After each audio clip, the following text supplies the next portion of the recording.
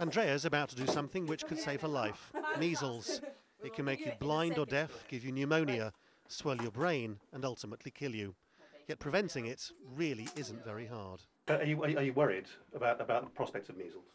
Yes, of course. Otherwise I wouldn't be here, would I? But a friend of mine worked for the NHS and she told me that if you're born after 1970, you should really have the booster done. So, just to safeguard myself. That's why I'm here today. That wasn't too bad, was it? Was it done? Excellent. Until 20 years ago, measles had been effectively wiped out in Britain. But now it's back and is officially classed as an epidemic in this part of South Wales. This is modern healthcare turned upside down. Of course, in many parts of the world, children can't get vaccinated at all and end up dying of perfectly preventable things, but not so in Britain. For decades now, the joint measles, mumps and rubella vaccine, known as MMR, has been freely available to everybody, paid for by the state. And yet for a whole period, around 15 years ago, parents across Britain made a conscious decision not to vaccinate their children.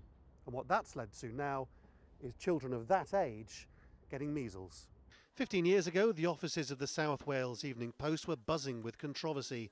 A doctor had claimed that the MMR vaccine caused the behavioural condition autism in children. Suddenly, parents were refusing to vaccinate their children against a killer. That's a good story. The current editor of the paper wasn't around then, but he freely admits the Evening Post did run any number of stories raising concerns about the vaccine, and he doesn't think that was wrong. If I was in charge then, I think you have to judge the stories that were run in their time, and at that time I think the paper did absolutely the right thing, and yes, I would run the articles in exactly the same way.